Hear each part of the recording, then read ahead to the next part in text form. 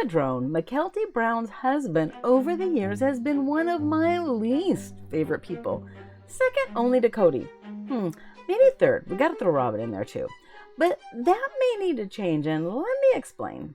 Welcome back to Tea with Trishy. Please consider subscribing to join my circle of friends, and let's get comfy on the couch and get started. So back in season 8, we get the honor of meeting Tony.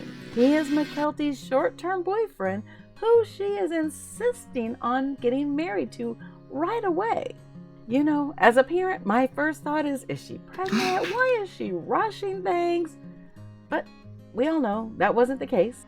Then there is the meeting of the families, and Tony's family was coming to dinner with McKelty's family, and McKelty's mom, Christine, is anxious that Tony's family will not approve of their polygamous lifestyle, and Tony's family is Mexican and speaks very little English.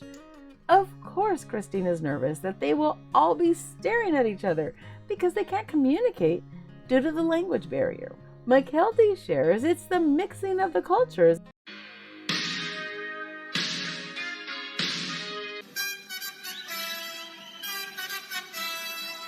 and blending things. You know, she's so innocent and just so naive at the time. The Browns seemed to act like Tony's family had never been to America before, even though they'd been living in the United States for decades. The meeting goes well, and all the parents agree that Tony likes to push people's buttons. And I know he's pushed mine a few times. This means that he will be a punk at any chance he can get. All right, toasting time. As they all toast to that with Christine's made-up drink, the Tokelty, which is a mix of Tony and McKelty's favorite drinks, coconut water and orange juice, and it was a perfect drink to toast Tony being a butthead. Even though McKelty and Tony had only been dating for a few months, they insisted on getting married. Shortly after Maddie had gotten married, McKelty was saddened that her mom had even suggested that she wait to get married because she had not known Tony that long. And if you recall in the first wedding episode of Christine and David, McKelty poked fun at Christine and suggested that she wait because she had only known David for less than a year. Touché, McKelty. The main reason Christine and Cody asked McKelty and Tony to wait, though, to get married was due to financial reasons. It really wasn't, I don't think, about the not knowing each other long enough. It more had to do with money. They had just shelled out all this money for Maddie's wedding and were not sure that they could afford another big wedding all in the same year. This was one of the first meetings of Tony, and I strongly disliked him when he shared, "I really don't know what Cody means by it clobbering him. I guess financially? But there's a way around that. I mean, you can get a loan against your house," Tony suggested, "and just pay it off." Tony goes on to share his financial wisdom of 20-something years old and says it's called a home equity line. Now, I'm not a financial advisor. Not financial advice. But that just seems like the worst idea in the world. Why start your marriage off living way beyond your means, or worse, starting your marriage off pushing Cody and Christine to live well beyond their means? When Tony said this, I immediately thought, what a jerk. How dare he even suggest this to Cody?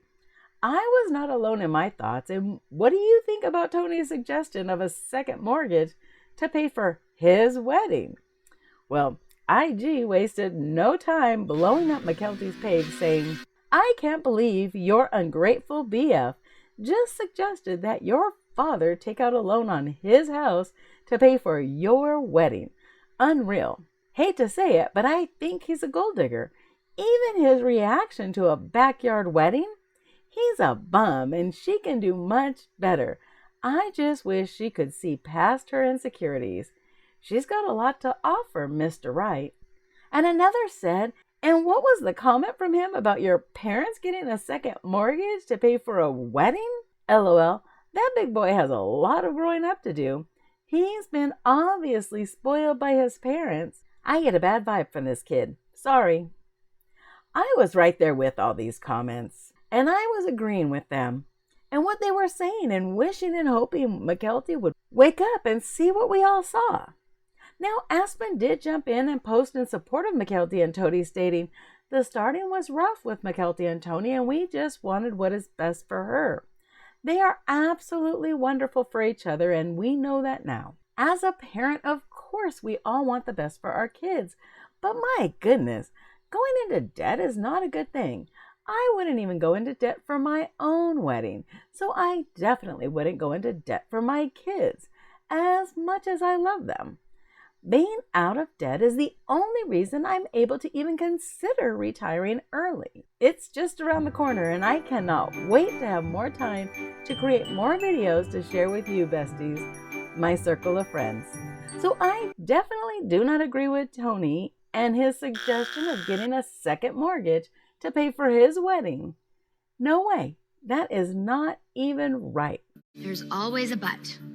The other night, I was slapped with the reality Back to life, back to reality. that reality TV is not always that real, and parts may be scripted to fit the narrative that the producers want to portray. I was watching Mykelti share on her Patreon that everyone actually pitched in for the wedding. Tony, his family, Mykelti and her family, and then there was Deep Pockets TLC, who also jumped in and paid for the wedding. Yet, with the scripting, TLC doesn't want to go on record as saying they paid for the wedding. And the story didn't make sense that Tony and Mykelti's families could afford this wedding. So the added storyline of taking out the second mortgage was born. Seems Tony, although he continues to be a button pusher, he is not a total ungrateful brat, demanding Cody get a second mortgage on his house. Tony and Mykelti were married on December 17, 2016, and seem to have a wonderful, loving, and supportive relationship. Be sure to like and share this video, and don't forget to subscribe so you do not miss the next intoxicating story that is going to spill. Let's keep sipping some tea, besties. In one of these videos, I'll see you there.